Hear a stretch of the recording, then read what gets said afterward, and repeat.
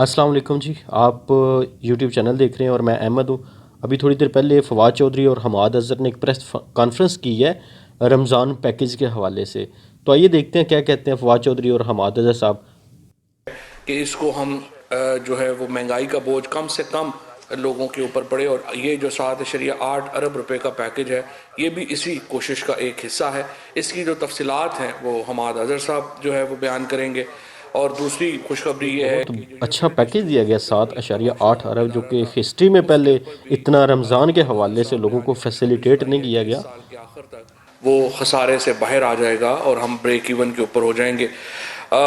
اس کے ساتھ ساتھ کابینہ نے کرونا کے جو بڑھتے ہوئے کیسز ہیں اس کے اوپر تشویش کا اظہار کیا ہے۔ یہ تیسری لہر ہے جس کا ہمیں سامنا ہے، اور پہلے دو جو یہاں پر لہر آئی تھی اس کا ہم نے بڑی کامیابی سے مقابلہ کیا، اور اللہ کا شکر ہے کہ کرونا میں جتنا نقصان باقی دنیا کو ہوا ہے، پاکستان میں اس نقصان کا عشر اشیر بھی ہمیں اس سے بھگتنا نہیں پڑا۔ ہماری معیشت بھی جو ہے وہ مستحکم رہی، اور ہمارا جو جانی نقصان ہے وہ بھی بہت کم رہا۔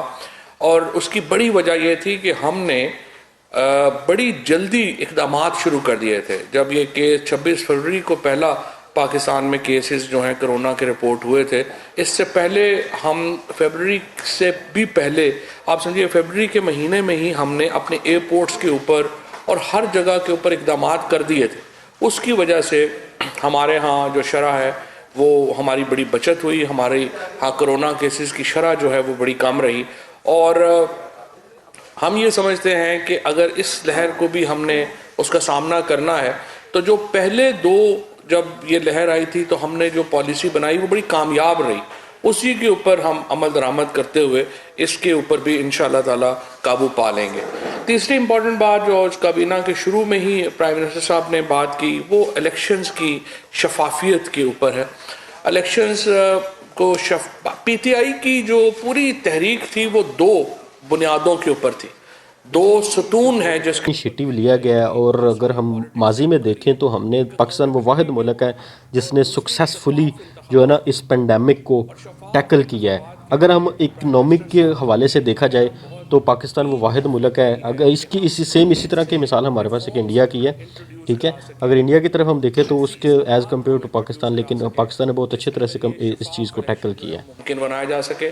ای وی ایم مشینز جو الیکٹرک مشینز ہیں اس کے اوپر وزیر اعظم صاحب نے یہ تلقین کی ہے اور ہدایت کی کہ ہر ہفتے کابینہ کو یہ بتایا جائے گا کہ وہ کس سٹیج کے اوپر ہے، اور وہ ان میں جو شرائط ہیں وہ ہم کس حد تک لا چکے ہیں، اور جلد از جلد ہمارا جو مینول سسٹم ہے الیکشن کا اس کو ہم کتنی جلدی مشین کے اوپر لا سکتے ہیں، تاکہ کوئی بھی جماعت یہ نہ کہہ سکے کہ دھاندلی ہوئی ہے الیکشنز میں۔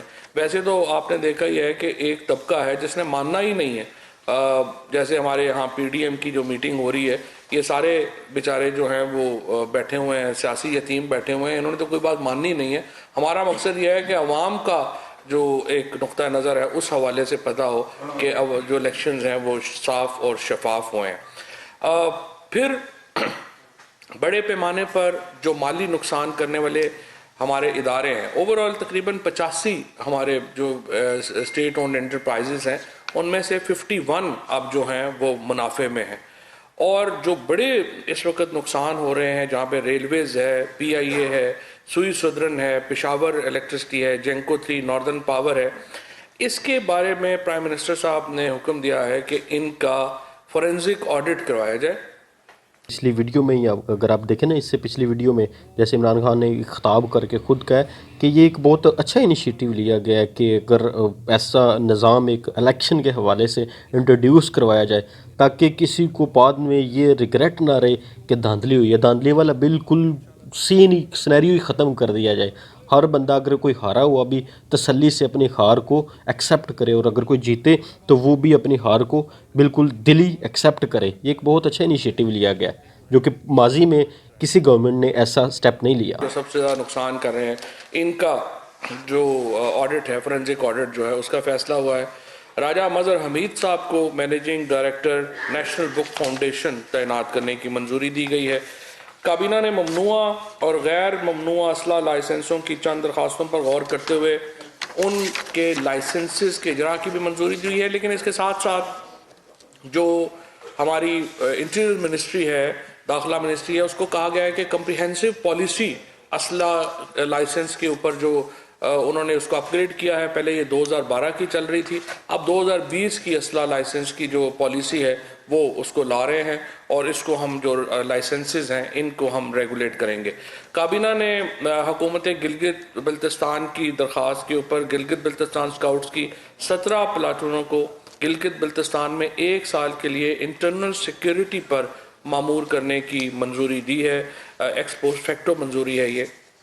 اسی طرح سے جو کراچی پورٹ ٹرسٹ کا نئے چیئرمین کا جو سلیکشن پروسیس ہے وہ تقریباً اختتام پہ ہے, اور اسی لیے جو اس وقت جو چند ہفتے رہ گئے ہیں اس کے لیے نادر ممتاز صاحب کو یہ چارج دوبارہ دیا. بہت اچھا انیشیٹو لیا گیا. مستقل چیئرمین کی جو پوسٹنگ ہے وہ ہو جائے گی, اور امید ہے کہ یہ 3 ماہ سے قبل جو ہے وہ ہو جائے گی. ڈاکٹر راؤ غلام مرتضی صاحب اور کے صدر نیشنل کونسل فار ہومیوپیتھی, اور ڈاکٹر یہ ایک بہت امپورٹنٹ جو ہے نا انیشیٹو لیا گیا گورنمنٹ کی طرف سے, اگر اس پر باقاعدہ طور پر امپلیمنٹیشن کی جائے. کیوں؟ اگر آپ نے دیکھا ہوگا کہ ہمارے شادی بیاہ میں, ٹھیک ہے, خاص طور پر دیہاتی علاقوں کی طرف چلے جائیں نا, تو اس چیز کا کوئی چیک اینڈ بیلنس نہیں ہے. ٹھیک ہے, بغیر لائسنس کے اسلحہ لوگ استعمال کر رہے ہیں اور سر عام کر رہے ہیں, اور اس چیز کو بڑا اچھا سمجھا جاتا ہے کہ فلاں کے پاس بڑا اسلحہ ہے, جس کے لیے کوئی کسی قسم کا ان کو کوئی چیک اینڈ بیلنس نہیں ہے, کوئی پوچھنے والا نہیں ہے کہ آخر ان کے پاس اسلحہ ہے, آیا کہ اس کا کوئی لائسنس ہے یا نہیں ہے. وہ پیٹرولیم پالیسی 2012 کے تحت جمع کیے جانے والے ویلفیئر فنڈ یعنی CSR کے استعمال کی گائیڈ لائنز میں ترمیم کی منظوری دی گئی ہے. یہ پیٹرولیم کمپنیز مختلف علاقوں میں کام کرتی ہیں, اور ان کا جو CSR ہے وہ وہاں پہ پراپرلی خرچ نہیں ہو پا رہا. خصوصاً سندھ میں اس حوالے سے بہت زیادہ شکایات جو ہیں وہ آ رہی ہیں, اور اس کو مد نظر رکھتے ہوئے جو اس کے رولز ہیں ان میں ترمیم کی گئی ہے. اور اب جو فیڈرل منسٹر پیٹرولیم ہیں ان کو یہ اختیار دیا گیا ہے کہ وہ جو CSR کمیٹی ہے ڈسٹرکٹس میں اس کا سربراہ مقرر کر سکے گا. اس کے ساتھ ساتھ صحت, تعلیم, واٹر سپلائی, ڈرینیج کے ساتھ ساتھ ویلفیئر فنڈ, ڈرگ سے متعلق آگاہی, سپورٹس کا فروغ, خصوصی ضروریات کے حامل افراد, تعلیمی سہولتوں کی بہتری, پینے کے پانی, سڑکوں کی تعمیر اور مقامی طالب علموں کو اسکالرشپس. یہ وہ موضوعات ہیں جو پہلے اس CSR کے ایمبٹ میں شامل نہیں تھے, اب ان کو بھی اس ایمبٹ میں شامل کر دیا گیا ہے تاکہ وہ مقامی طور کے اوپر جو خرچ ہے وہ افیکٹو ہو سکے. اس کے ساتھ ساتھ یہ جو مختلف علاقے ہیں ان میں جو فنڈنگ کی جو اخراجات ہو رہے ہیں ان کو شفاف بنانے کی ضرورت تھی, لہٰذا اس کو شفاف بنانے کے لیے جو ہے وہ کیا گیا ہے. کابینہ نے پاکستان میں موجود افغان پناہ گزینوں جن کے پاس پروف آف رجسٹریشن موجود ہے ان کے لیے اسمارٹ کارڈ کی اجرا کی منظوری دی ہے. یہ جو کارڈ ایشو کیا جائے گا اس کی میعاد جو ہے وہ 2 سال ہوگی. ان کارڈ میں افغان مہاجرین کی اضافی معلومات جن میں ان کا سماجی اور معاشی پروفائل, پاکستان میں ان کی نقل و حرکت اور فیملی کے غیر رجسٹرڈ ممبرز جو ہیں ان کی تفصیلات جو ہیں وہ شامل ہوں گی. اس سے افغان جو مہاجرین ہمارے ہاں اب تو خیر نسلوں سے قیام کر رہے ہیں ان کو جو زندگی ہے ان کی آسان ہوگی, اور ایک پراپر رجسٹریشن کے تحت ابھی ان کے جو مسائل ہیں موجودہ جب سے پرائم منسٹر صاحب نے اقتدار سنبھالا ہے انہوں نے بہت کوشش کی ہے کہ غریب ترین لوگوں کے جو بالکل ایسے ہی ہے, بالکل ٹھیک بات کر رہے ہیں. اس حوالے سے بہت یہ بھی اسی میں شامل ہے. اس کے ساتھ ساتھ کابینہ کو جو گیس ڈیولپمنٹ کے پروجیکٹس ہیں ان کے اوپر آگاہی دی گئی, اور کابینہ کو بتایا گیا کہ اس رواں سال 4.5 لاکھ نئے گیس میٹرز لگے ہیں اور ہدف جو ہے وہ 6 لاکھ نئے میٹر کا ہے. کابینہ کو بتایا گیا ہے کہ اگلے سال 12 لاکھ میٹر لگانے کا ہدف مکمل کیا جائے گا. اب تک صرف 27% آبادی جو ہے پاکستان میں وہ پائپڈ گیس سے متاثر سے ان کو میسر ہے, یعنی 27% ہماری آبادی جو ہے اس کو یہ جو گیس ہے وہ اویلیبل ہے, جس کو ہم عرف عام میں سوئی گیس کہتے ہیں کہ ہمیں وہ پائپ کے ذریعے وہ گیس اویلیبل ہے. اور آپ اندازہ لگا لیں کہ 67% لوگوں کو یہ گیس اویلیبل ہی نہیں ہے. اب ایک ایسی ہم اس میں اصلاحات لانا چاہتے ہیں جس کے ذریعے جو اکثریتی آبادی ہے ملک کی اس کو گیس کی سہولت جو ہے وہ میسر کی جا سکے، اور اس کے لیے جو گیس جی یہ تو تھی ہماری آج کی پولیٹیکل ڈیولپمنٹ، جو کہ اب آپ نے خود بھی سن بھی لیا، آپ نے دیکھ بھی لیا کہ یہ گورنمنٹ ایک بہت اچھی سمت میں جا رہی ہے۔ فی الحال جو اقدامات کیے گئے ہیں، انیشیٹو لیے گئے ہیں، اسپیشلی طور پر اگر آپ دیکھیں تو ابھی رمضان، جیسے کہ آپ کو پتہ ہے کہ رمضان آ رہا ہے، تو انہوں نے جو لوگوں کو فیسیلیٹیٹ کرنے کے لیے، چیک اینڈ بیلنس کے لیے، ایک تو یوٹیلیٹی سٹور کو خاص طور پہ اس کے پیکیجز بڑھائے ہیں، اس کے بارے میں عوام کو ریلیف دیا ہے، ساتھ ہی انہوں نے عوام کے لیے بجٹ بڑھا دیا ہے، 7.8 ارب کا بجٹ۔ آج سے پہلے اگر آپ کو ہسٹری میں ملتا ہے تو دکھا دیں، ایسا بجٹ پہلے نہیں دیا گیا گورنمنٹ، کسی بھی گورنمنٹ نے، خاص طور پہ رمضان میں۔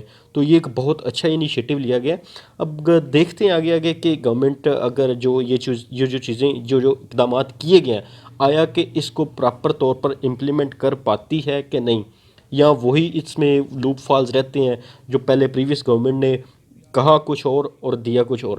اگر تو سیم اسی طرح کے رہے گے تو پھر تو نا امیدی کی کہہ سکتے ہیں آپ، تو پھر تو نامایوسی ہے، پھر تو مایوسی ہے۔